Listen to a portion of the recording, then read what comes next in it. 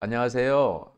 또 2주 만에 이렇게 또 저희들 뵙습니다. 예, 제 개인 사정상 또 이렇게 한 주 한 주 쉬고 또 하고 쉬고 또 하는 이런 이제 일정이 되게 됐지만 여기 지금 현장에 참여하신 분들한테는 제가 많이 죄송스럽습니다. 영상으로 하시는 분들은 영상을 이제 편한 시간에 볼 수 있으니까 그렇게 잘 이어가시면 좋을 것 같습니다. 자, 오늘은 이제 성경 두 번째 시간입니다. 여러분이 가지고 있는 교재 2장인데요. 처음에 도입을 했고 두 번째 성경 1을 했고 이번에는 성경 2를 하겠습니다. 자, 이제 성경 공부를 하면서 교리 공부를 시작했는데 교리 공부는 말씀드렸던 것처럼 기독교인들의 세계관의 눈을 뜨게 하는 게 교리 공부입니다. 그래서 이게 기독교인들이 보는 어떤 시각이 세상 사람들이 보는 시각과는 전혀 다릅니다. 가치관도 다르고 세계관도 다르고 인생관도 다 다릅니다. 그래서 저희들이 이제 그것을 봐나가고 공부해 나가는 건데 성경 안에 있는 이런 여러 가지 것들을 다 우리가 성경을 보면서는 모르지만 성경 속에 있는 것을 추려 가지고 그것을 잘 정리해 놓은 게 이제 교리다 이렇게 이해를 하시면 될 것 같습니다. 자, 지난 시간에 저희들 성경을 이제 시작하면서 성경이 뭐냐? 여기서 가장 중요하게 이 교재가 지금 다루고 있는 게 세 가지입니다. 그 세 가지의 내용을 저희들이 같이 이제 살펴봤는데요. 자, 오늘 일단 가지고 있는 교재를 저희들 통해서 어, 지금 이런 공부를 목적을 가지고 공부를 합니다. 자, 밭갈기를 한번 보겠습니다. 밭갈기. 하나님이 우리에게 성경을 이해하는 능력을 주셨다라고 하는 것을 확신하는 그런 시간이 우리 이번 공부하는 목적이 되겠습니다. 하나님이 우리에게 성경을 이해하는 능력을 주셨다라고 하는 그런 거죠. 그것에 대해서 우리가 확신을 갖는 시간이 되기를 원해서 이 교재를 진행하는 거다 이제 말씀을 드립니다. 자, 이제 지난 시간에 저희들이요 성경을 형성하는 세 가지 요소가 있다고 그랬어요. 그 세 가지 요소가 첫째가 계시, 두 번째가 영감, 세 번째가 조명이라 했습니다. 이게 이제 지금 저희들이 성경을 두 주에 걸쳐서 지금 이렇게 공부를 하면서 제일 중요하게 다루는 게 이 세 가지입니다. 그래서 지난 시간에는 계시가 뭐냐, 영감이 뭐냐 이 두 가지를 다루었고 오늘은 세 번째 이 조명에 대해서 말씀을 같이 나누는 것입니다. 조명. 그러니까 성경을 형성하는 세 가지 요소, 이 요소에 대해서 공부를 저희들이 해나가고 있다는 거예요. 계시가 뭐냐, 영감이 뭐냐, 조명이 뭐냐. 자, 지난 시간에 했던 계시가 뭐냐라고 했을 때 계시는 하나님께서 성경을 통해서 우리에게 자신과 하나님의 뜻을 보여준 것을 계시라고 합니다. 여기 지금 보면 성경을 통해서 하나님 자신 그리고 하나님의 뜻을 우리에게 보여주는 것을 계시다. 그래서 예수님께서는 왜 하나님을 보여달라고 하느냐? 나를 본 자가 하나님을 보았다라고 주님이 그렇게 말씀하신 이유는 예수님이 이 땅에 오신 이유가 하나님을 드러내기 위해서 오신 거예요. 하나님의 뜻을 우리 인생들에게 말씀해 주고 싶으셔서 오신 거란 말이죠. 말씀해 주기 위해서 오셨기 때문에 예수님 자신이 계시예요. 예수님 자신이. 그리고 기독교를 계시의 종교라 그렇게 말하는 겁니다. 왜냐하면 계시의 종교라고 말하는 이유는 예수 그리스도를 통해서 우리가 하나님의 마음과 하나님의 뜻을 알게 됐고 그리고 하나님이 어떤 분인가를 보게 됐다 그거죠. 그래서 예수님께서 이 땅에 오신 것을 가리켜서 계시하셨다. 그리고 기독교를 계시의 종교라 이렇게 이제 말씀합니다. 네. 자, 예. 우리 이제 교재를 보면 제가 교재 화면으로 바꾸지 않아 가지고 그랬네요. 자, 다시 한번 교재를 보시면 계시가 뭐냐라고 했을 때 이 계시는 성경을 통해서 하나님 자신과 하나님의 뜻을 보여주는 것을 의미한다. 이제 그런 얘기를 말씀을 드렸어요. 자, 그러면 다시 한번 계시에 대해서 이제 그 성경 구절을 볼 때 이같이 내가 여러 나라의 눈에 내 위대함과 내 거룩함을 나타내서 나를 알게 하리니 내가 여호와인 줄을 그들이 알리라. 에스겔 선지자가 구약 성경에서 얘기를 한 거죠. 하나님께서는 하나님 자신을 자꾸 나타나셨어요. 그리고 하나님의 말씀을 자꾸 전해줬어요. 그 구약에서는 선지자들을 통해서 전해줬는데 신약에서는 예수 그리스도를 통해서 우리에게 알려주시고 보여주시고 계시하셨다, 그런 얘기죠. 로마서 1장 20절 말씀에도 마찬가지죠. 창세 태초부터 그의 보이지 아니하는 것들 곧 영원하신 능력 신성이 그가 만드신 만물에 분명히 보여 알려졌나니 그러므로 사람들이 핑계하지 못하게 하셨다. 이게 로마서 1장 20절 말씀이라 그거죠. 자, 그럼 이제 두 번째 영감이 뭐냐? 영감이라고 하는 것은 하나님께서 성경 기자의 마음에 역사해서 그들이 감동을 받아 하나님의 말씀을 기록한 것을 의미합니다.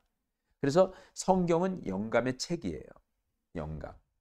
영감이라는 것은 나이 든 할아버지를 영감이라고 이렇게 떠올려지는데 그게 아니다라는 거죠. 영감은 하나님의 감동을 받은 사람들에 의해서 쓰여진 성경, 그것을 가리켜서 영감이라 그렇게 표현합니다. 영감이라는 건 성경을 말하는 거죠. 이 성경은 사람이 쓴 게 아닙니다. 하나님이 쓰셨어요. 성경의 저자가 누구라고요? 하나님이십니다. 성령의 감동을 받은 사람이 성령이 말씀하시는 것을 옮겨 적은 것이 성경이라는 거예요. 그래서 성경은 하나님의 말씀이라 우리가 그렇게 전하고 있습니다. 성경은 정말 하나님의 말씀입니다. 그래서 영감은 성경 기자들의 마음에 성령이 역사해서 그들이 감동을 받아 하나님의 말씀을 기록한 것을 의미한다. 그렇기 때문에 디모데후서 3장 16절에 뭐라고 그랬습니까? 우리 한번 같이 읽겠습니다. 시작. 모든 성경은 하나님의 감동으로 된 것으로 교훈과 책망과 바르게 함과 의로 교육하기에 유익하다. 모든 성경은 하나님의 감동으로 됐다. 그러니까 하나님께서 성령을 통해서 성령을 통해서 감동받은 이들을 통해 쓰여진 게 성경이다. 그래서 모든 성경은 감동으로 되었기에 교훈이 있고 책망이 있고 바르게 하는 그런 가르침이 있고 의로 교육하기에 유익한 책이다. 자, 성경이 영감으로 되었다라고 하는 말은 무슨 의미인가를 다시 한번 설명해 드리면 지난 시간에 지금 했던 것을 잠깐 복습하는 거예요. 영감은 하나님께서 사람을 통해서 성경을 쓰셨다는 것을 의미한다고 말씀드렸어요. 이 영감이라고 하는 것은 성령께서 저자가 되신다는 것을 의미합니다. 그래서 우리가 보통 신학에서 공부할 때 또 성경 공부를 할 때 축자영감설이라고 표현합니다. 축자영감설이라는 것은 하나님은 개념만 말씀하신 게 아니라 단어들에게도 영감을 부여해 주셨다. 단어들에게도. 그래서 성경의 1.1획도 누구도 변경할 수 없다. 달라질 수 없다. 그러니까 성경을 자기 나름대로 해석하는 것, 그것은 잘못된 거다라는 거예요. 왜 이단들이 문제냐? 성경을 자신들의 어떤 그런 그 주장을 이렇게 권위 있게 하기 위해서 성경을 이용하는 거예요. 성경을 자기들의 편의에 의해서 해석을 해가지고 성경이 이렇게 말하지 않았느냐? 그러니 이래서 우리가 이렇게 지금 하는 거다. 이것을 이렇게 성경을 통해서 자신들이 주장하는 것에 대한 권위성을 세우려고 하는 그런 의도로 성경을 이용하는 거죠. 우리는 성경을 이용하는 것은 안 됩니다. 그리고 기독교는 성경을 이용하는 게 아니고요. 성경에 있는 하나님의 말씀을 그대로 전하는 거고 그 말씀을 따라 살아가는 거예요. 성경이 우리의 뜻을 세우는 일에 도구로 쓰이는 게 아니다. 그거죠. 그래서 영감이기 때문에 하나님께서 쓰신 책이기 때문에 성령께서 저자가 되신 겁니다. 하나님이 이 성경을 쓴 저자시다 그런 얘기죠. 축자 영감설 개념만이 아니고 하나님 개념, 어떤 우리의 생각, 우리의 이론, 우리의 논리 또 그 어떤 사조, 이념 이런 것들만이 아니라 단어들 자체에도 영감을 부여하셨다. 이게 그 단어 하나하나 하나님이 하신 말씀이 있어요. 그래서 우리가 신약 성경에 보면 예수님이 직접 하신 말씀들은 빨간 글씨로 돼 있어요. 예수님의 어록이라고 표현하죠. 어록. 주님이 친히 하신 말씀이에요. 하나님이 친히 하신 말씀이라는 거예요. 자, 완전 영감설이 또 하나 있어요. 완전. 이 완전 영감설은 하나님은 일부분만이 아니라 성경 전체의 영감을 부여하셨다는 거예요. 그러니까 신약 성경에서 예수님께서 말씀하신 그 빨간 글씨의 어록만이 하나님의 말씀이 아니고 구약 성경 창세기에서부터 요한계시록에 이르기까지 하나님이 다 말씀하신 것이다. 그래서 성경은 66권인데 66권의 성경, 그렇게 많은 성경책이 66권이나 되는 그 많은 책이 다 이야기가 스토리처럼 쭉 이어진다는 거예요. 이건 불가능하다는 거예요. 왜냐하면 창세기를 쓴 저자나 요한계시록을 쓴 저자가 자라온 시대가 달라요. 서로 얼굴도 보지도 못했어요. 언어가 달라요. 근데도 그 이야기가 쭉 이어진다는 거예요. 그것은 불가사의입니다. 그래서 7대 불가사의 중에서 가장 단연 1위가 성경이에요. 성경이 어떻게 그렇게 서로 시대가 다르고 자라온 어떤 환경이 다르고 또 언어도 다른데 사람들이 똑같이 그 다른 시대에 썼는데 그것을 모아보니까 내용이 이어지더라는 거예요. 그건 있을 수 없는 일이라는 거예요. 도저히 사람이 생각으로는 또 이성으로는 도저히 이해될 수 없는 그런 현상들이라는 거예요. 그래서 이건 완전 영감설을 주장하는 겁니다. 자, 성경이 영감으로 되었다라고 하는 그 말의 의미가 이런 의미를 가지고 있다. 그래서 아우구스티누스가 뭐라고 그랬다고요? 만일 복음 중에서 마음에 드는 것만 믿고 마음에 들지 않는 것을 믿지 않는다면 당신은 복음을 믿는 게 아니라 당신 자신을 믿는다. 그렇게 얘기했어요. 내 마음에 드는 것만 골라서 믿고 그렇지 않으면 믿지 않는다면 당신은 복음을 믿는 게 아니라는 거예요. 자기 자신을 믿는 거다. 자, 성경이 영감으로 되었다는 말은 세 번째로 무슨 의미냐면 하나님의 말씀이 우리의 최종 권위라는 것을 의미합니다. 최종 권위. 그리고 네 번째, 영감설을 신뢰하는 것은 나 자신의 경험이라든지 가치관, 생각, 환경이 아니라 하나님의 말씀을 신뢰하는 것입니다. 영감설을 신뢰한다는 것은 하나님의 말씀을 신뢰한다는 것이다. 왜 그러냐면 영감 자체가 하나님의 감동을 받아 사람이 쓴 책이기 때문에, 그래서 하나님이 저자이시기 때문에 성경은 하나님의 말씀이다라고 그것을 믿고 신뢰하는 그것이 바로 영감설을 신뢰하는 것이다. 자, 이제 지난 시간까지의 내용을 간략하게 우리가 정리를 했습니다. 자, 오늘은 이제 조명인데요. 생각해 보시면 보세요. 계시는 이제 끝났습니까? 안 끝났습니까? 히브리서 1장 1, 2절에 보면 계시는 끝났어요. 왜 끝났어요? 예수님이 이 땅에 오셨고 그리고 공생애를 사셨고 하늘로 승천하셨잖아요. 예수님이 계시잖아요. 계시신 예수님이 이제는 하늘로 가셨어요. 이제 계시는 끝났습니다. 구약 성경에서 예언한 모든 것이 신약에서 이루어졌어요. 완성된 거란 말이에요. 자, 여러분, 구약은 예언입니다. 예언. 구약은 예언. 신약은 성취입니다. 성취. 성취. 구약은 구약은 메시아를 예언한 거예요. 메시아가 오신다라는 것을 예언한 거고, 신약은 메시아가 오셨다라는 것을 말씀하는 거예요. 그래서 성취입니다. 구약에서는 예언했고 신약에서는 성취했고, 그것을 우리가 눈으로 보는 거예요.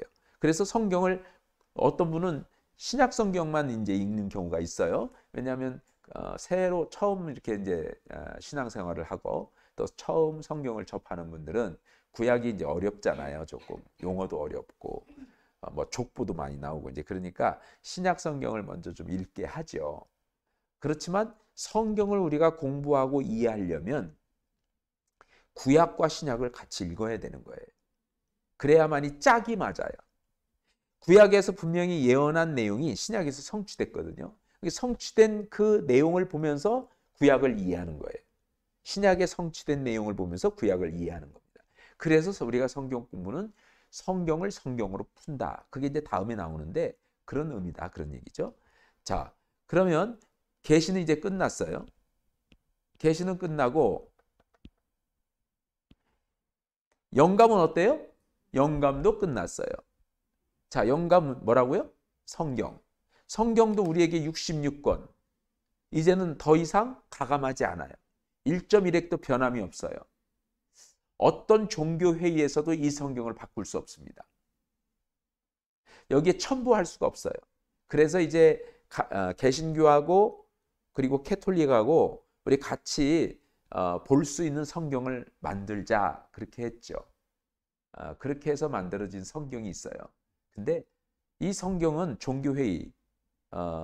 종교회의에서 이게 66권으로 딱 정한 건데 후대의 우리 후손들이 그것을 파기할 수 없다. 더 이상 가감할 수 없다. 그래가지고 기존의 66권을 이제 고집하는 거죠. 이 구약 개신교하고 캐톨릭하고 서로 합쳐서 한 성경 만든 게 공동 번역서예요. 공동 번역서. 거기에는 이제 외경이 들어와 있어요. 외경이 들어와 있어요. 외경이라는 건 뭐냐면 경전을 이렇게 만들 때 66권의 경전을 정할 때 수천 권의 경전들이 있었을 거잖아요. 수천 권의 경전들이 있었어요. 그 수천 권의 복음서도 4권이 아니라 여러 권, 수십 권의 복음서가 있었어요. 그 중에서 이제 정말 경전에 넣을만한 것이 뭐냐? 가장 예수님께서 말씀하신 것에 가장 가깝고 근접한 게 뭐냐? 권위 있는 책이 뭐냐? 이런 것들을 다 추렸어요. 추렸더니 딱 4가지로 나온 거예요. 그래서 그 4가지만 넣었어요. 그런데도 경전에 거의 들어올 뻔한 성경이 있을 거 아니에요. 책이 있을 거 아니에요. 근데 거기서 탈락된 거 있잖아요. 아, 이건 좀 아깝다. 이런 것들만 남겨놓은 게 있어요. 그걸 외경이라고 해요. 이게 경전에는 못 들어왔지만 거의 경전에 가까운 성경 책들이 있다. 그걸 외경이라고 하는 거예요. 그 외경들은 역경전에 안 들어왔지만 그 외경에 나타난 어떤 내용이나 이런 것들은 권위 있는 내용들이 많이 있다. 그래서 이것도 우리가 경전에 좀 포함시키면 어떨까 해가지고 이제 공동 번역 성경을 만든 거라 그거죠. 근데 1.1획도 변해서는 안 된다라고 하는 그 말씀 앞에 우리가 이 66권만 고집하게 된 거죠. 그래서 지금도 성경은 66권입니다. 더 이상 가감할 수도 없습니다. 거기 첨부해서도 안 됩니다. 그리고 그것을 우리가 이해하기 쉽게 번역한다고 너무 본래의 어떤 성경의 의미를 왜곡시킬 수 있는 어떤 번역은 또 허용되지 않습니다. 그래서 성경은 굉장히 중요하다라는 말씀이에요. 이미 성경은 이제 정해졌어요. 그래서 영감도 끝난 겁니다. 베드로전서 1장 10절 12절 말씀 내용에 나타나고 있죠. 자, 그런데 마지막 하나 남은 조명. 조명은 아직도 진행 중인 거예요. 자, 조명은 아직도 진행 중이다. 자, 그럼 조명이 뭐냐라는 이제 그것을 우리가 생각해 봐야 되는 거죠. 자, 일단 시편 18편 28절 보면 주께서 나의 등불을 켜시며 여호와 내 하나님이 내 흑암을 밝히시리이다 그랬어요. 그러니까 조명이라는 것은요, 등불을 켜는 것과 똑같아요. 그렇죠? 우리가 보통 전구다마라든지 이런 실내에 어떤 불을 켜는 것들을 조명이라고 하잖아요. 조명. 그래서 이런 전기선이라든지 아니면 LED 등이라든지 이런 것을 파는 곳을 조명 가게라고 하잖아요. 근데 그런 것들을 조명이라고 하는데 지금 성경에서 말하는 이 조명은 뭐냐는 거죠. 조명도 마찬가지로 등불을 켜는 것처럼 어두웠던 아무것도 몰랐던 우리가 하나님께서 친히 깨닫게 해주실 때 아하 하고 깨달아지는 것, 그것을 우리가 그림으로 표현할 때 번쩍 전구다마를 이렇게 그림 머리 위 옆에다가 반짝 이렇게 키잖아요. 깨달음을 얘기하는 거잖아요. 그런 것처럼 깨닫게 해주는 것을 가리켜서 조명이라고 표현하는 거죠. 주의 말씀은 내 발의 등이요 내 길의 빛이다. 이게 조명, 밝힌다 그런 의미죠. 그래서 조명이라는 게 이런 의미라는 거예요. 성령의 초자연적인 영향력이나 사역으로서 그리스도를 믿는 모든 사람들이 성경을 이해할 수 있게 해주는 능력이 조명인 거예요. 다시 말씀드립니다. 조명이라고 하는 것은 성령의 사역이에요. 성령의 사역입니다. 성령의 초자연적인 사역으로서 그리스도를 믿는 모든 사람들이 성경을 이해할 수 있게 돕는 능력이 조명인 것입니다. 자, 그것을 이해할 수 있게 도와주는 게 누구냐? 성령님이세요. 성령님. 그래서 성령의 능력인 거예요. 성령의 능력. 성령께서 우리가 성경을 이해할 수 있도록 도와준다. 그래서 우리가 성경을 보면 때로는 하나님의 뜻이 깨달아질 때가 있잖아요. 무릎을 칠 때가 있어. 아, 이게 그거구나 하고 깨달아진단 말이에요. 그 깨달아지게 하는 것이 바로 성령의 역사죠. 그걸 가리켜서 조명이라 그렇게 말합니다. 누가복음 24장 45절에 이에 그들의 마음을 열어 성경을 깨닫게 하시고 그렇게 말했어요. 그들의 마음을 열어서 성경을 깨닫게 하시고, 이렇게 깨닫게 하는 게 조명이다 그런 의미죠. 여러분, 이 조명이라는 것은 참 중요합니다. 자, 우리가 보통 시대로 구분을 하면 처음에 태초에 하나님이 율법을 주시기 전에는 양심이 하나님의 뜻을 지켜가게 했어요. 양심이. 그래서 그때는 양심의 시대라 그랬어요. 율법이 주어지기 전에예요. 그러니까 모세를 통해서 하나님이 시내산에서 율법을 주시기 전에 그때는 양심의 법을 따르게 했단 말이에요. 사람이 보통 죄를 지으면 양심이 찔려요, 안 찔려요? 찔리잖아요. 근데 이제 죄를 짓다 보니까 양심이 무뎌져서 죄를 지어도 내가 죄 지은 줄 모르고 뭐 당연한 거지, 뭐 괜찮아, 이렇게 되는 거죠. 근데 처음에 죄를 지을 때는 양심이 찔렸어요. 그래가지고 막 사람들 있나 없나 살피기도 하고 가슴이 두근두근거리고 그랬어요. 남의 거 뭐 원래 훔치면 가슴이 두근두근 그래서 몸이 움직여지지도 않고 그랬죠. 그건 뭐냐면 양심이 살아있기 때문에 그런 거예요. 그래서 사람들로 하여금 죄를 짓지 못하게 한 거예요. 법이 있기 전에는 양심의 법, 양심의 시대를 살았어요. 그런데 이제 이 양심도 무뎌져서 결국은 그것이 우리를 통제하지 못하고 우리를 바른 길로 이끌지 못하게 되니까 하나님께서 우리에게 새로운 율법을 주신 거예요. 법을 주셨다. 그 법을 따라 살아라. 그 이후로부터 율법의 시대가 열린 거예요. 자, 율법의 시대가 열렸는데 이제는 율법이 우리에게 있음에도 불구하고 우리가 그 율법을 지키고 살지 못하는 거예요. 오히려 인간의 연약함만 자꾸 발견되는 거죠. 아이고, 내가 이렇게 살아야 되는데 이렇게 살지 못하는 자기 자신, 부족한 자기 자신, 연약한 자기 자신만 자꾸 보여지게 되는 거죠. 그래서 낙심하고 체념하고 절망하는 거예요. 자기 스스로에 대해 체념하고 절망하는 거예요. 그러다 보니까 이제는 나는 이제는 이 말씀대로 안 살래. 나는 이렇게 지킬 수도 없는 내가 뭐 마음대로 할래. 이렇게 해서 자기 생각대로 자기 뜻대로 살면서 죄를 짓게 되는 거죠. 그래서 이것도 율법이 우리를 지켜줄 수 없으니까 인간은 도저히 스스로 자기를 구원할 수 없다. 자기를 구원할 수 없으니 하나님이 직접 우리를 구원해야 된다. 그래서 주님께서 우리에게 예수 그리스도를 하늘에서 보내주셔서 예수님이 친히 우리의 모든 죄를 다 도말해 주시고 대속해 주셔서 우리를 그 죄악 가운데서 구원해 주신 거예요. 그래서 구원은 전적인 하나님의 은혜로 된 거예요. 그래서 그 이후로부터 율법 시대 이후에는 은혜의 시대예요. 은혜의 시대. 율법 시대 다음에는 은혜의 시대. 예수 그리스도를 통해서 우리를 죄악 가운데서 구원해 주시고 우리를 새롭게 하고 새 생명을 얻게 하셨다. 이건 전적인 하나님의 은혜다. 은혜의 시대를 살게 된 거죠. 제가 이렇게 영상으로 좀 돌려서 말씀을 드릴 걸 그랬죠? 자, 은혜의 시대를 살게 됐단 말이에요. 그 은혜의 시대를 사는데 이제는 예수님께서 이 땅에 오셔서 우리의 모든 죄의 문제를 해결하시고 우리에게 새 생명을 주고 밝은 미래를 선물로 주셨고 그래 축복된 미래를 열어갈 수 있도록 도와주셨으니 이제는 주님은 하늘로 승천하셨어요. 그리고 이 세상 살아가는 모든 사람들이 그 은혜로 말미암아 살아갈 수 있도록 우리를 돕기 위해서 누구를 보내주셨어요? 보혜사이신 예수님 대신에 또 다른 보혜사이신 성령님을 보내주셨다. 그래서 성령님이 오순절 마가의 다락방에 임하면서부터 성령의 시대가 열린 거예요.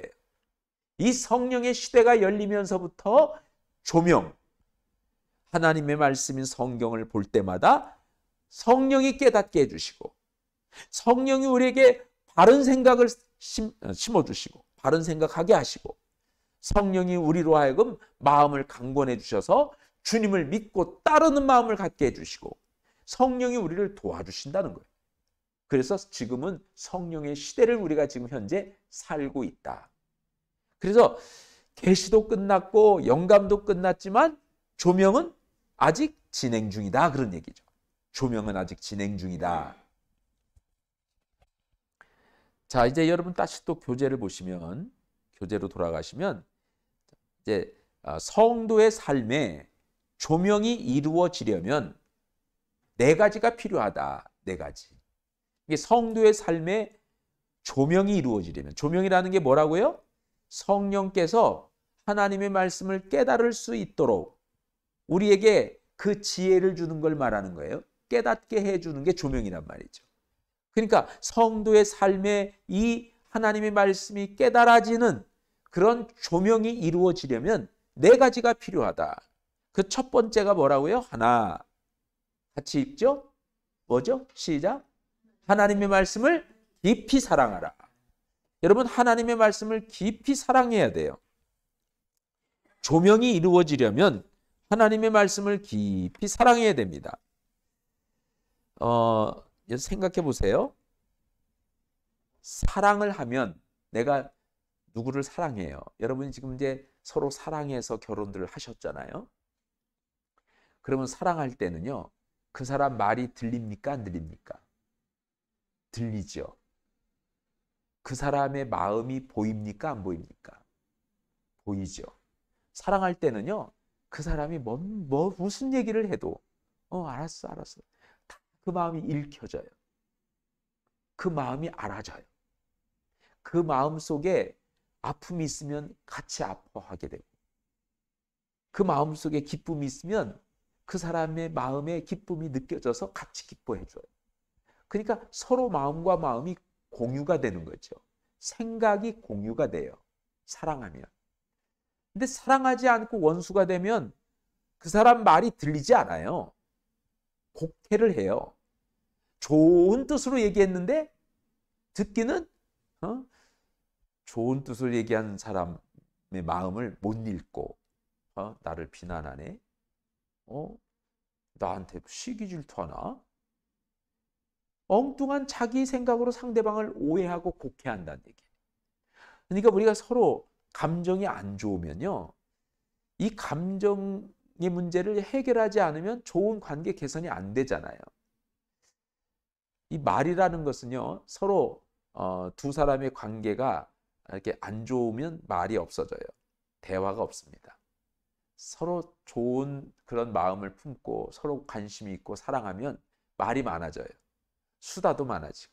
그래서 모든 걸 다 설명하고, 또 설명하면 다 듣고 이해가 되고.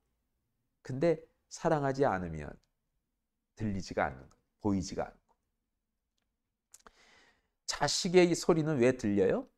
자식은 사랑하니까. 엄마, 그래도 알았어. 뭐 내용도 안 들었는데 엄마 그러면 벌써 알아요. 알았어. 힘들지? 그러면 그 한마디로 그냥 아이의 그 힘든 게 싹 녹아버리죠. 왜냐하면 사랑하니까 들리는 거예요. 사랑하니까 그 마음이 보이는 거잖아요. 자, 이 말씀을 왜 자꾸 이렇게 길게 설명했냐면, 우리가 하나님의 마음, 즉 하나님을 사랑하면 성경을 읽을 때 하나님의 그 뜻을 깨달을 수 있을까요? 없을까요? 깨달아지는 거예요. 하나님 사랑하는 마음이 있으면. 하나님 사랑하는 마음이 있으면요, 성경을 보고 싶고, 하나님의 말씀이 들리고, 하나님이 그 성경을 통해서 우리에게 말씀하시는 그 말씀이 내 귀에 들리고 하나님이 우리를 향해서 품으신 마음이 느껴지는 거예요. 주님이 나를 향해서 품으신 마음, 하나님이 나를 이 말씀을 통해서 위로하시는구나, 이 마음이 느껴져요. 그러니까 내가 그거 가지고 은혜를 받는 거죠. 위로가 되는 거죠. 힘을 얻는 거죠. 이렇게 조명이 이루어지려면 하나님의 말씀을 깊이 사랑하라. 깊이 사랑하라. 그러면 하나님의 뜻이 깨달아지고 거기서 하나님을 만나게 되고 하나님의 마음을 알게 되리라. 그런 얘기죠. 잠언 2장 3절 6절 우리 길지만 같이 한번 읽어보겠습니다. 시작.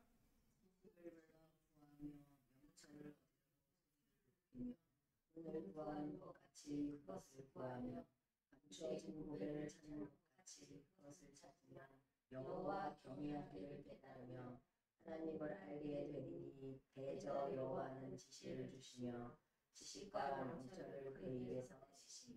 아멘. 지식을 불러 구하며 명철을 얻으려고 소리를 높이며 은을 구하는 것 같이 그것을 구하면 그랬죠. 죄송합니다. 우리가 지식이나 명철을 얻으려고 소리도 높이고 그걸 구하는 것은 은을 구하는 것 같이 그걸 구하는 거다. 그런 얘기죠. 세수하다가 뭐 이렇게 반지가 빠져가지고 하수구에 뚜룩 들어갔어요. 근데 그 반지가요, 2돈짜리 금반지예요. 그럼 하수구 파요, 안 파요? 파요. 옛날에 팠어요. 아니, 옛날에는 단독주택에 살면서 아니 밖에서 머리도 감고 그러잖아요.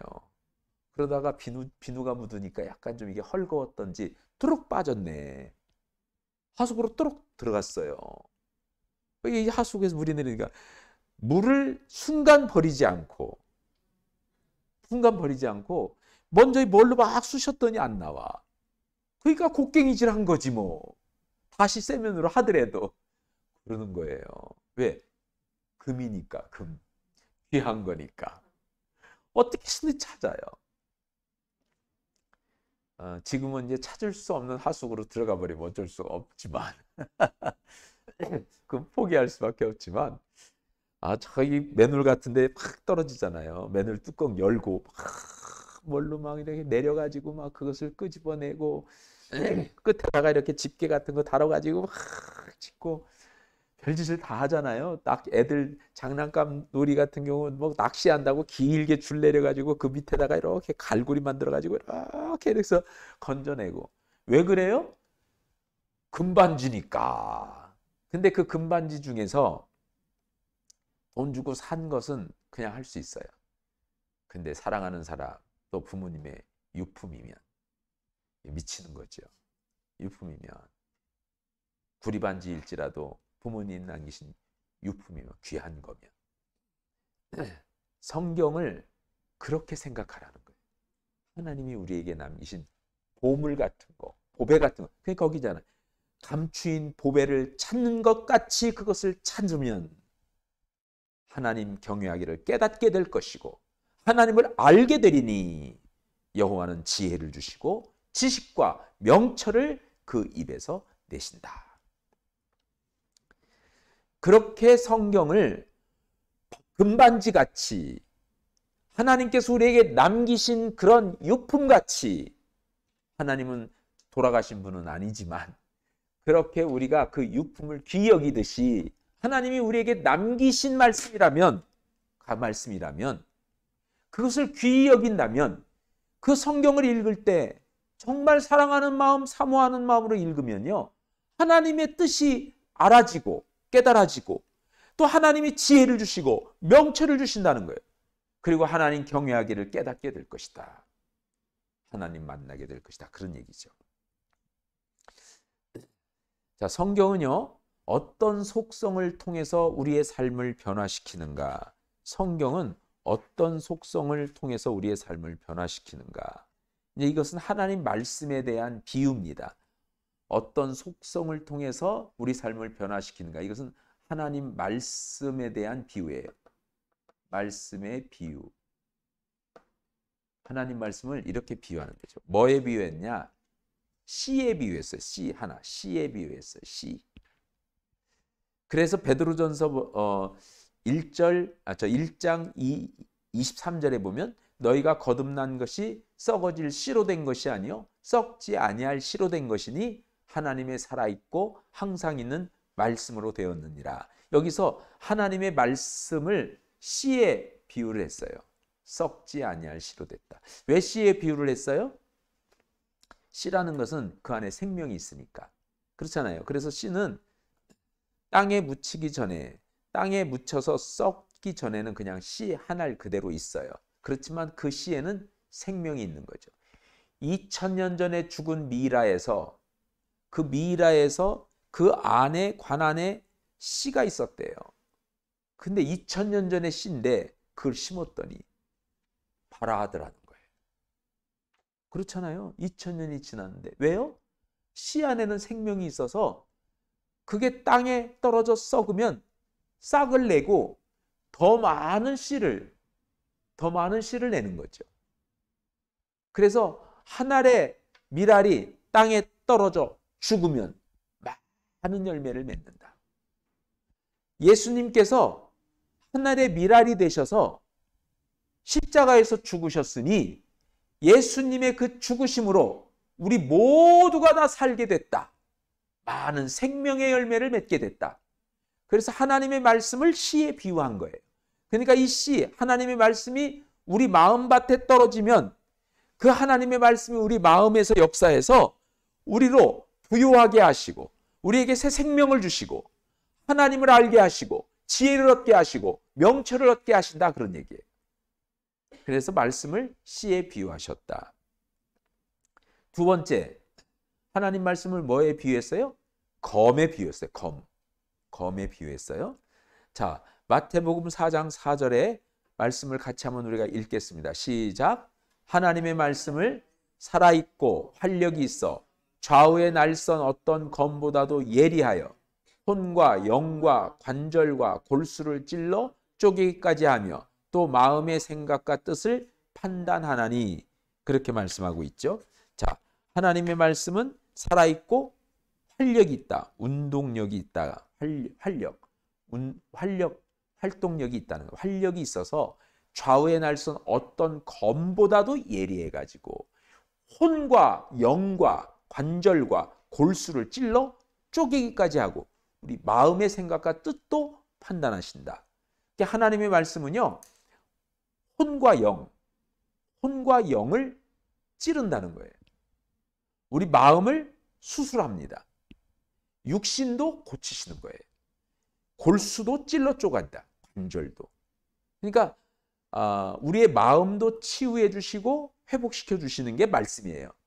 우리가 하나님의 말씀을 읽으면요, 마음의 상처가 아물어져요. 치유가 되는 거예요.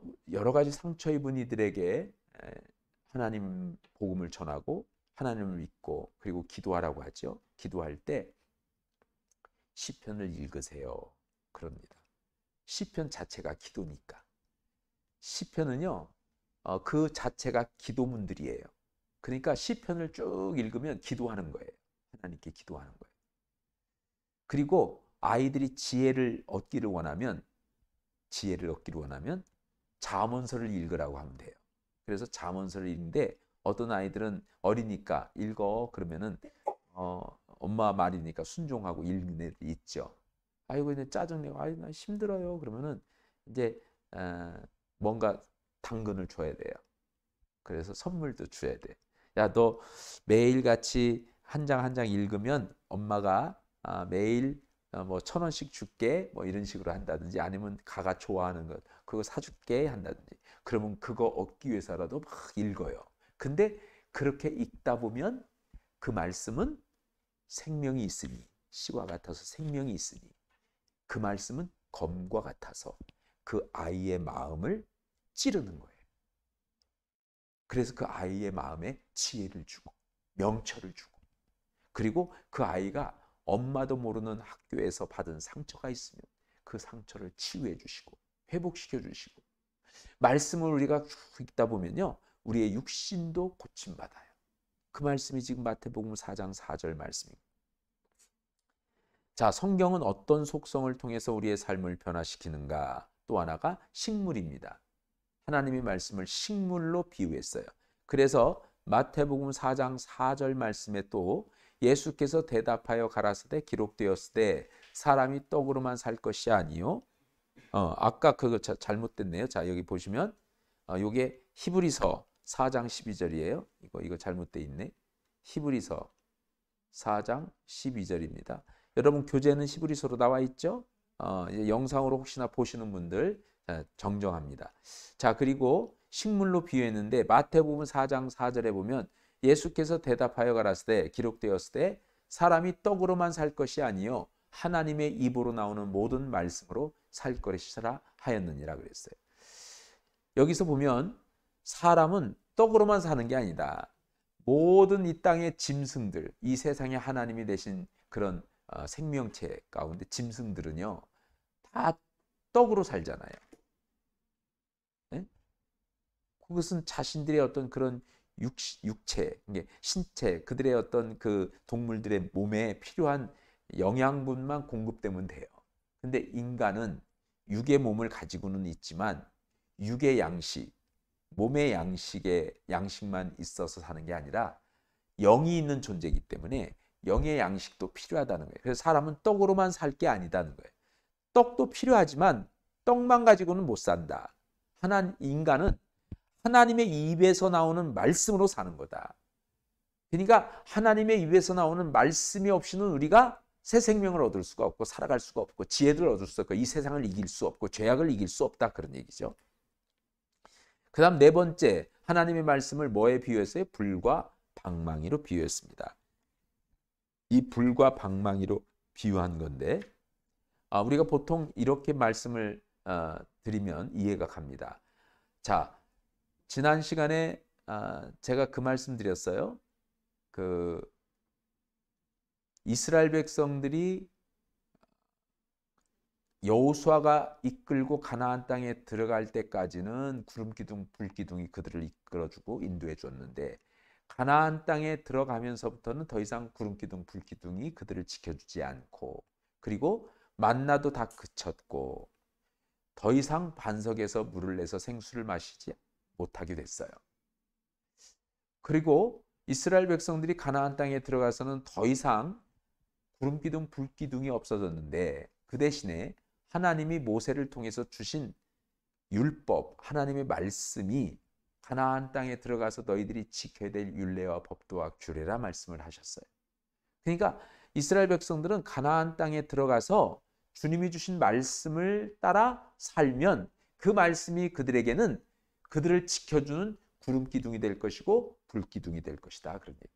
그래서 우리가 보통 말씀의 불 기둥, 구름 기둥 이렇게 말씀하죠. 말씀의 구름 기둥과 불 기둥 표현하거든요. 여기서 이 불이라는 게 그거예요. 말씀을 불로 비유한 것은 이거예요. 하나님의 말씀은 불과 같아서 우리를 태우기도 하고 우리를 지켜주기도 하는 거예요. 우리의 모든 죄를 다 불살라 태우기도 하고 우리를 더위에서 추위에서 지켜주고 맹수의 공격으로부터 우리를 막아주기도 하고, 방망이를 표현한 것은요 이런 거죠. 우리가 보통 뭔가 이렇게 중요한 것을 막 탁 깨달았을 때 맞아, 아우 내가 왜 그때 그랬을까 하고 순간 깨달아질 때 우리가 뒤통수 한 대 맞은 것 같아 그러잖아요. 예? 아이고 뭐 머리 한 대 누가 탁 때린 것 같이 막 번쩍하는데 내가 후회할 때도 있고 그러잖아요. 아니면 또 깨달아질 때 한 대 맞은 것 같이 그냥 번쩍했어, 그런 거 있잖아요. 그때 한 방망이 맞은 것 같다, 그런 표현이죠. 하나님의 말씀은 우리를 이렇게 가르치기도 하고 하나님의 말을 깨닫기도 하시고 뭔가를 우리를 쳐서 바른 어떤 생각을 갖게 하고 바른 길로 이끌고 그런 거죠. 그래서 말씀을 불과 방망이에 비유하기도 했습니다. 또 하나님의 말씀을 또 뭐에 마지막으로 비유했냐면 거울로 비유했어요. 그래서 하나님의 말씀은 거울이라. 성경을 우리가 볼 때 마치 거울을 이렇게 보는 것처럼 성경은 우리의 마음, 우리의 모습을 낱낱이 보여줍니다. 우리가 거울을 보면 얼굴에 뭐가 묻었고 이빨에 음식물이 끼었고 이런 것들을 우리가 확인할 수 있는 것처럼 성경은 우리 마음에 묻은 그런 어떤 더러운 얼룩들, 그리고 마음의 더러운 생각들, 그런 것들을 전부 다 낱낱이 그대로 보여줘요. 사람의 마음에 품고 있는 모든 시기와 질투심들, 미워하는 마음들, 그것을 성경이 거울과 같이 우리를 비춰주기 때문에 예수 그리스도를 요청하게 되는 거죠. 주님 아니고는 내가 온전할 수 없다. 그래서 하나님의 말씀을 요 5가지로 비유를 했어요. 비유. 성경에는 그렇게 비유를 했다, 그런 얘기죠. 그러면 하나님의 말씀은요, 정말 우리에게 바른 길, 의의 길로 이끌어주고 인도해 주시고 지혜를 주시는 그런 말씀입니다. 그 하나님의 말씀은 또 하나님을 만나게도 하시고 우리로 하여금 깨닫게도 하셔서 정말 우리에게 새 생명을 얻게 하시는 말씀이다. 지혜도 주시는 말씀이다 라고 하는 것을 꼭 잊지 마시고, 그런 하나님의 말씀이 하나님의 말씀으로 읽혀지고 들려지고 깨달아질 수 있도록 우리를 도와주시는 분이 누구라고요? 성령이시다. 그렇게 깨닫게 해주는 것을 뭐라고 표현한다고요? 조명이다. 조명. 지금 조명에 대한 얘기를 계속 하는 거예요. 조명이다. 자, 두 번째 이제 말씀이에요. 여러분이 가지고 있는 성경의 두 번째 내용이 뭐예요? 자, 성도의 삶에 조명이 이루어지려면 4가지가 필요하다 그랬어요. 첫 번째가 하나님의 말씀을 깊이 사랑하라는 거고, 두 번째는 하나님의 말씀을 영적으로 이해하라. 영적으로 이해하라는 거예요. 자, 하나님의 말씀을 영적으로 이해. 여러분이 가지고 있는 33페이지죠. 영적으로 이해하라. 자, 2가지 사실이 있어요. 성도들에게 해당되는 2가지 사실이 있는데, 그 하나가 뭐냐면 성령께서 성경을 이해할 수 있게 하신다라는 것을 이게 알라, 깨달아라. 이게 그것을 알아라. 성령이 이 성경을 이해할 수 있게 한다는 것을 알라, 그 얘기. 알라. 모든 성도들에게 해당되는 2가지 사실이 있어요. 그리스도 안에서. 모든 성도들의 그리스도 안에서 모든 성도들에게 해당되는 2가지 사실. 성령께서 성경을 이해할 수 있게 한다. 두 번째, 성령께서 성경을 이해할 책임을 나에게 맡기신다. 이해할 책임을 맡기신다. 그래서 성령에 의지해야만이 우리가 바른 인도함을 받고 바른 깨달음을 얻고 지혜를 얻게 되는 거예요. 그런 사람들이 다른 사람을 가르칠 수가 있습니다. 그런 사람들이 다른 사람들을 가르쳐요. 그리고 세 번째, 하나님의 말씀을 정확하게 다루라. 하나님의 말씀을 정확하게 다루라 그랬어요.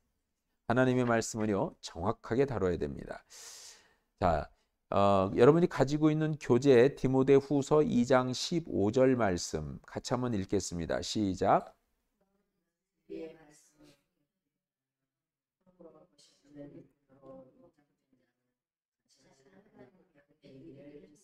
아멘.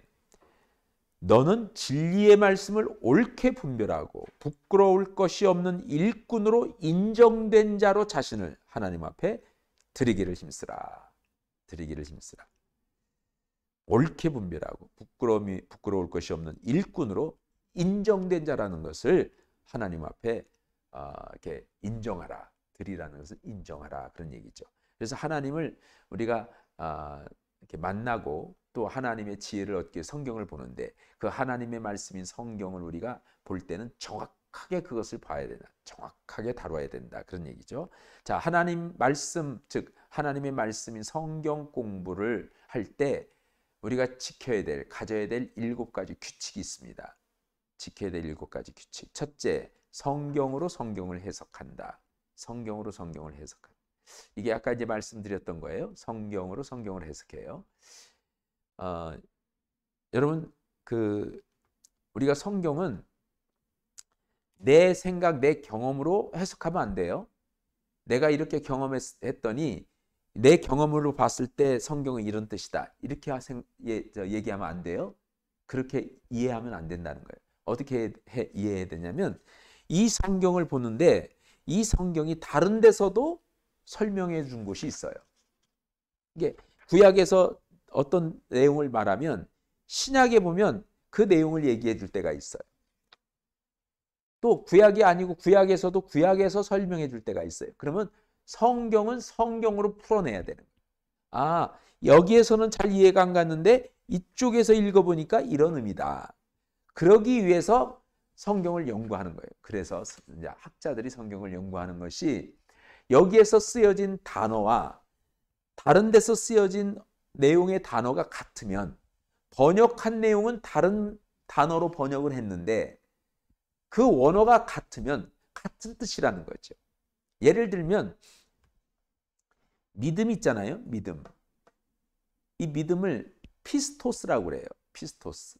근데 이 믿음이라는 것이 피스토스인데 다른 데서는 충성이라는 말로 번역을 했어요. 똑같은 피스토스를 충성.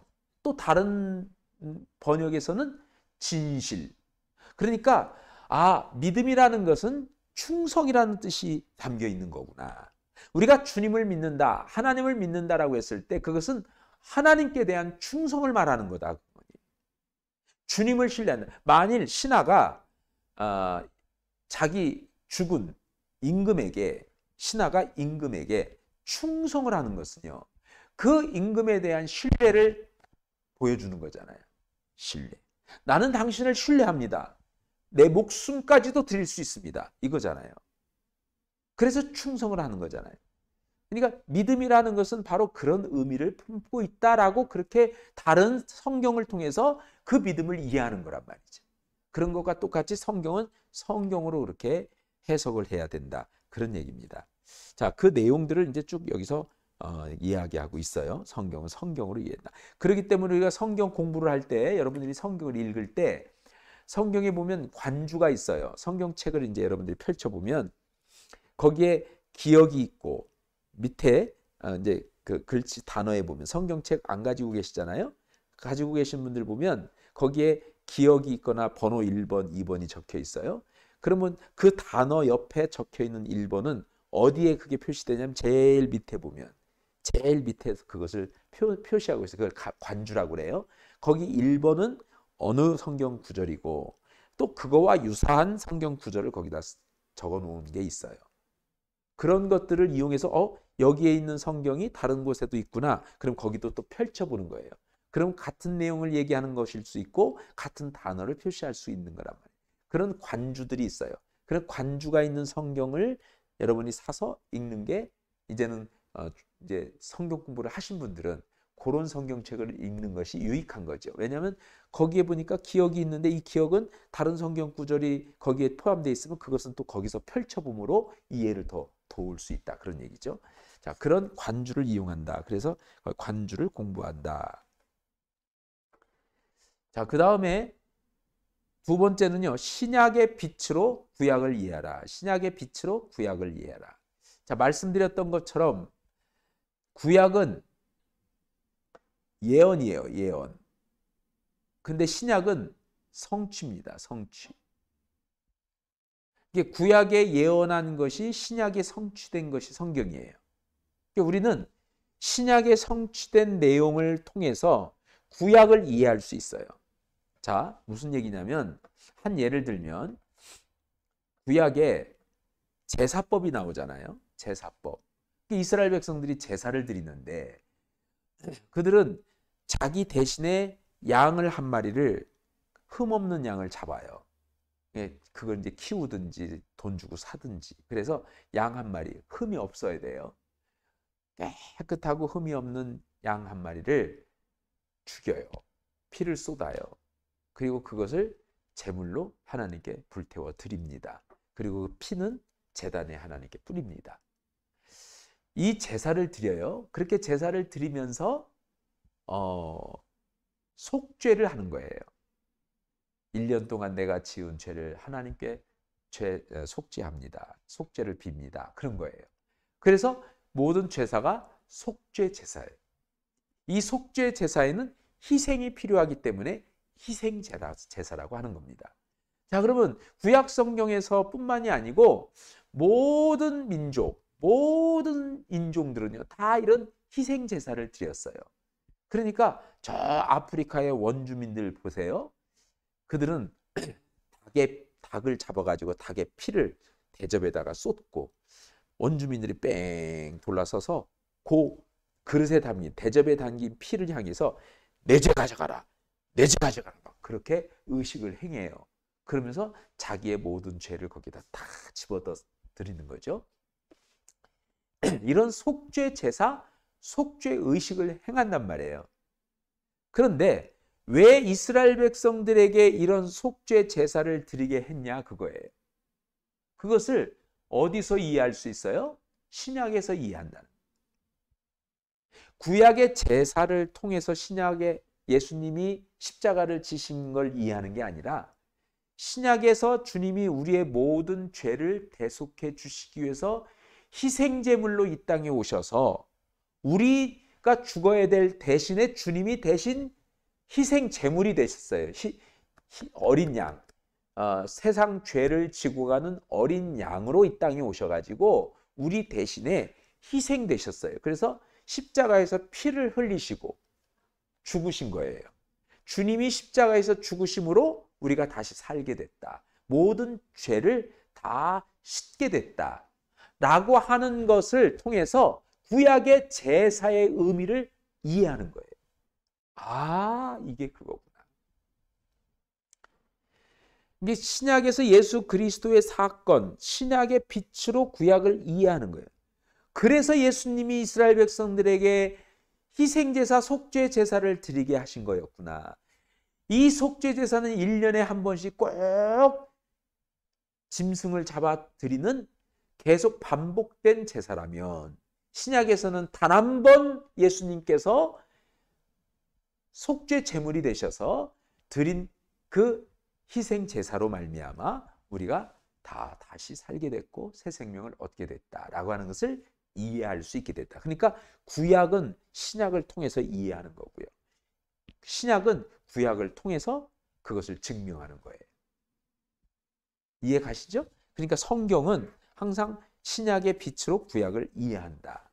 그리고 구약을 통해서 신약을 이렇게 증명한다는 거예요. 증명. 자, 세 번째는요. 성경의 빛에 비추어 경험을 이해한다. 개인적인 경험을 이해한다. 성경의 빛에 비추어서 개인적인 경험을 이해한다. 이제 잠깐 또 절 보세요. 저 영상으로 보시는 분들은 저 조그마한 화면을 보십시오. 자, 이 무슨 얘기냐면 이런 거예요. 도시에서 사는 사람이 천국을 갔어요. 어우, 천국에 그냥 으리으리한 황금길이 있고 그 황금길은 다 아스팔트 길 같아. 그리고 집들이 있는데 와, 그냥 막 으리으리한 높은 빌딩 같은 집들이 쫙쫙 서 있는데 너무너무 황홀했어. 근데 시골에 사는 사람이 시골에서만 거기서 태어나서 거기서 살던 사람이 꿈에서 하늘나라를 갔어요. 그는 이렇게 얘기해요. 와, 세상에 하늘나라 갔더니 시골길 같은 길들이 그냥 금빛으로 쫙 이렇게 길이 나 있고 그리고 건물들이 다 그냥 우람하고 웅장한 기와집들이야.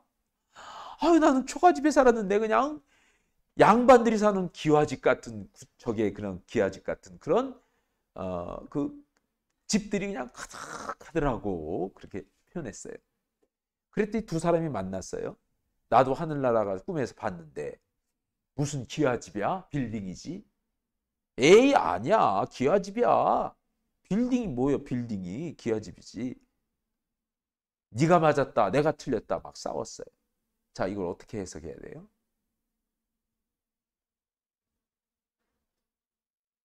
사람은 내가 본 걸 가지고 영상으로 나타나는, 내가 본 것이 영상으로 나타나는 거예요. 전혀 안 본 것이 나타나는 게 아니에요. 그렇기 때문에 내가 본 것이 진짜가 아니라는 거예요.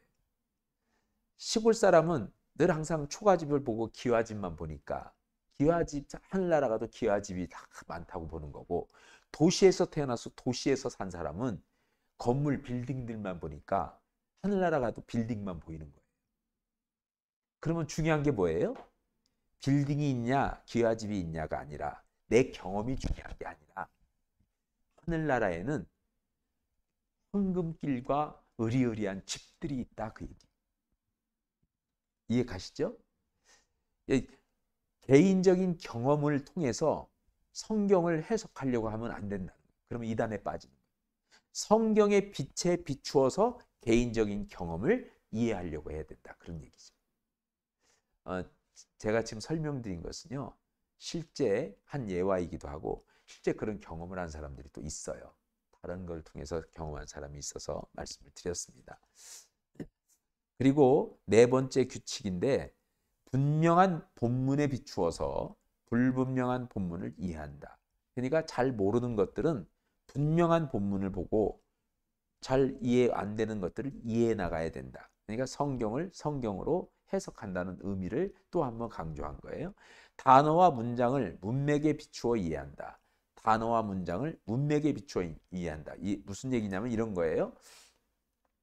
우리가 어떤 한 본문을 또 한 구절을 이렇게 읽었어요. 이걸 이해하려면 전후의 문맥과 전후에 무슨 사건이 있는지를 알아야 된다.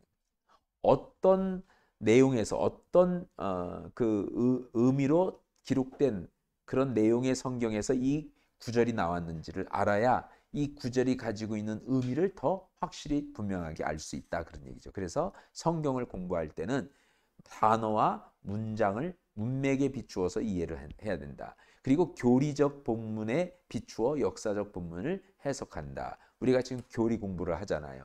교리적인 본문에 비추어서 역사적 본문을 해석한다. 이 얘기는 아까 말한 것처럼 개인의 경험에 의지해서 성경을 해석하지 말고 성경에 비추어서, 즉 성경의 빛에 비추어서 개인의 경험을 이해하는 것과 똑같은 그런 내용이죠. 마지막 7번째 규칙이 있어요. 성경 말씀 공부를 할 때 가져야 될, 지켜야 될 규칙이 있다.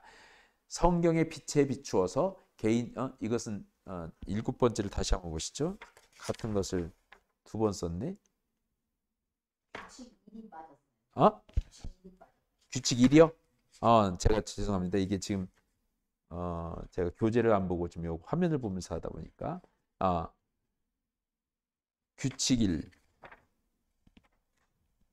믿음과 그러네요. 여러분 가지고 있는 교재 영상으로 들어오신 분 가운데 규칙 1이 빠졌네요. 규칙 1. 규칙 1은 여러분 교재 한번 펼쳐보시고 믿음과 성령이 함께해야 제대로 해석할 수 있다. 믿음과 성령이 함께해야 제대로 해석할 수 있다라고 하는 건 뭐예요? 무슨 의미일까요? 자, 한번 지금까지 우리가 설명한 것을 잘 유추해서 한번 좀 이해해 보세요. 자, 믿음이라는 것은 하나님을 신뢰하는 거잖아요. 하나님을 믿는다는 것은 하나님을 의지한다는 거잖아요. 하나님을 믿고 의지하는 사람은 하나님을 사랑하는 사람이죠. 그러니까 하나님을 사랑하면 하나님의 말씀이 들리죠. 하나님의 마음이 읽혀지는 거죠. 그래서 하나님의 사랑, 주님을 믿는 믿음, 그 주님을 향한 우리의 마음, 주님과 끊임없는 소통 가운데서 우리가 성경을 보면 성령께서 우리를 돕는다는 거예요. 그렇게 성령께서 우리를 성경을 이해할 수 있도록, 하나님의 말씀을 이해할 수 있도록 성령이 우리를 돕는다는 것을 알라. 그 사실을 알라라고 말씀하셨잖아요. 성령은 우리를 성경을 읽을 때 깨달을 수 있도록, 이해할 수 있도록 우리를 도우세요. 그거에 대해서 의심하지 말라는 거예요. 믿으라는 거예요. 하나님이 하신 말씀을 믿으라는 거예요. 우리는 주님을 신뢰하라는 거예요. 의지하라는 거예요. 이 믿음과 성령이 함께해야 성경은 제대로 이해가 될 수 있다는 거예요. 그 믿음을 가지고 성경을 보면 분명히 성령이 여러분에게 깨달음을 주시고 지혜를 주시고 명철을 주셔서 하나님의 마음을 알게 하시고 하나님을 만나게 하신다, 그 얘기예요. 게 주님을 온전히 믿고 의지하고 주님이 하신 그 말씀 붙들고 성경을 읽으면 성령이 역사하신다. 그런 얘기입니다. 그 1번이 빠지고 1번 규칙이 빠지고 마지막 7번이 두 번째 들은 거예요. 요 지금 잘못 이게 지금 그 PPT가 요 교재와 함께 딸려온 PPT인데 이게 좀 빠졌고 좀 그렇네요. 잘못 기록되어 있네요. 자, 이제 마지막 네 번째입니다. 네 번째 하나님의 말씀. 우리가 보통 그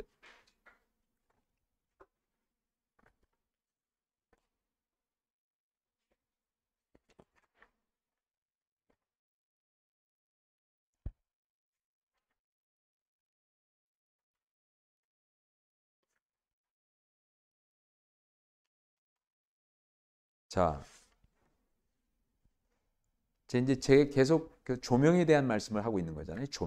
조명에 대한 말씀을 계속 하니까 하나님의 말씀을 성령께서 조명해서 우리로 깨닫게 해주신다. 성령의 조명이 있어야 깨달아집니다. 자, 하나님의 말씀인 이 성경 말씀, 성경을 우리가 깨달을 수 있도록 그렇게 조명의 역사가 이루어지려면 마지막으로 하나님의 말씀 부지런히 연구하라. 부지런히 연구하라. 부지런히 여러분 이제 가진 교재 36페이지가 되겠죠. 부지런히 연구하라. 그렇게 말씀하고 있습니다. 전심전력으로 디모데전서 4장에는 모든 일에 전심전력해라. 그렇게 말씀하고 있죠. 그리고 야고보서 1장 22절에는 너희는 말씀을 행하는 자가 되고 듣기만 하여 자신을 속이는 자가 되지 말라. 그렇게 말씀합니다. 자, 이제 저를 보십시오. 거기 여러분 가지고 있는 교재를 보십시오. 하나님의 말씀을 평생 공부하겠다고 결단을 어떻게 하면 할 수 있을까? 여러분 가진 교재 보니까 하나님의 말씀을 평생 공부하겠다고 어떻게 하면 결단할 수 있을까? 거기 1번에 주님의 말씀을 믿고 그 말씀 따라 살겠다고 주님 앞에 서원하십시오. 이렇게 말하고 있어요. 서원하라. 그 다음에 두 번째, 하나님의 말씀을 연구하고 답을 찾는 열심을 내라. 세 번째, 하나님의 말씀으로부터 배운 것을 다른 사람들과 나누라. 네 번째, 공부하면서 배운 것을 행하라. 이걸 우리가 지켜가면 분명히 하나님께서는 우리로 하여금 말씀을 통해서 끊임없이 조명의 역사, 성령께서 함께 하심으로 우리 마음이 달라지고 변화되고 새로워지고 하나님의 지혜와 명철로 이 세상을 이기고 또 하나님의 크게 쓰임받는 그런 종들이 되리라 생각합니다. 여러분 오늘까지 이게 성경에 대한 말씀을 같이 나누었습니다. 성경 자체를 공부한 건 아닙니다. 교리 공부니까. 그리고 성경이 뭐 66권이고 또 1500년 전에 이렇게 1500의 기간 동안에 이게 쓰여졌고 이런 구체적인 성경의 내용들과 함께 더불어 성경 안에 담겨져 있는 그런 내용들은 우리가 성경 파노라마를 통해서 공부를 한 거고 이건 이제 교리 공부로서 우리가 성경을 어떻게 봐야 되느냐, 성경이 뭐냐라는 거예요. 성경은 하나님의 말씀이다. 하나님의 말씀이다. 이 하나님의 말씀이라고 하는 것을 우리가 다시 더 자세하게 설명한 게 뭐예요? 성경의 저자가 성령이시다. 하나님이시다. 성령의 감동을 받은 사람들이 썼기 때문이다. 네, 그런 내용을 한 거예요. 그래서 이 성경을 우리가 하나님의 말씀으로 깨닫고 이해하고 그리고 그 성경을 통해서 하나님을 만나려면 뭐가 필요한 거냐. 이 성경에는 중요한 게 성경을 형성하는 건 세 가지죠. 뭐라고 그랬죠? 계시와 영감과 조명. 이 세 가지가 굉장히 중요하다. 예수 그리스도가 계시요. 기독교는 계시의 종교다. 계시라는 것은 하나님이 당신을 나타내신 것, 드러내신 것, 하나님의 뜻이 무엇인지를 우리에게 알리신 거다. 예수 그리스도를 통해서 하나님은 자신을 드러내셨고 하나님의 뜻을 알리셨다는 거예요. 그래서 그 예수 그리스도가 계십니다. 계시자이신 예수님을 통해서 우리는 하나님을 알게 됐고 하나님을 만나게 됐고 그리고 그 예수 그리스도께서 이 땅에 오셔서 하신 일이 무엇인지 그거를 우리로 다 알게 하셨어요. 그게 메시아의 비밀이죠. 그걸 다 알게 하시고 그래서 주님을 믿고 구원받게 하셨습니다. 그것이 하나님의 뜻이었고 그게 하나님이 우리를 향하신 마음이었어요. 그래서 그 마음을 깨달은 자들은 이제 주를 위해 산다는 거예요. 그리고 영감인 성경, 성령을 통해서 쓰여진 이 영감인 성경을 통해서 지금도 우리에게 말씀하신다. 그래서 성경을 읽을 때는 성령의 조명이 필요하다. 조명은 지금도 계시도 끝났고 영감도 끝났지만 조명은 계속 진행 중이다. 왜냐하면 지금도 성령의 시대를 살아가고 있기 때문에 우리가 성경을 볼 때 성령이 깨닫게 해주시고 그리고 하나님의 뜻을 알게 해주시고 그 뜻대로 살아갈 수 있도록 강권하는 힘도 주시고 우리의 인도자가 되시고 우리의 길이 되신다. 하나님의 말씀은 씨와 같아서 생명이 그 안에 있어. 그 씨가 우리 마음밭에 떨어지면 생명의 놀라운 역사가 일어나고 많은 열매를 맺게 된다. 이제 이런 말씀들을 지금 나눈 거예요. 쭉 말씀을 나눠갔습니다. 그래서 우리가 마지막으로 이제 하나님의 말씀을 부지런히 연구하고 어떻게 해야 하나님의 말씀을 평생 공부하겠다고 결단할 수 있느냐. 그것에 말씀 따라 살겠다고 주님 앞에 서원하는 것, 그리고 하나님 말씀을 연구하고 답을 찾는 일에 열심을 내겠다는 것, 하나님의 말씀부터 배운 것을 말씀으로부터 배운 것을 다른 사람과 나누겠다는 것, 그리고 공부하면서 배운 것을 내가 실천하겠다. 이런 마음을 가지면 평생 하나님의 말씀을 공부하면서 살아갈 수가 있습니다. 그렇게 여러분이 성경에 대해서 우리가 이해하는 것으로 2주에 걸쳐서 하신 말씀을 오늘 마무리를 짓습니다. 2주 동안 수고하셨습니다. 네.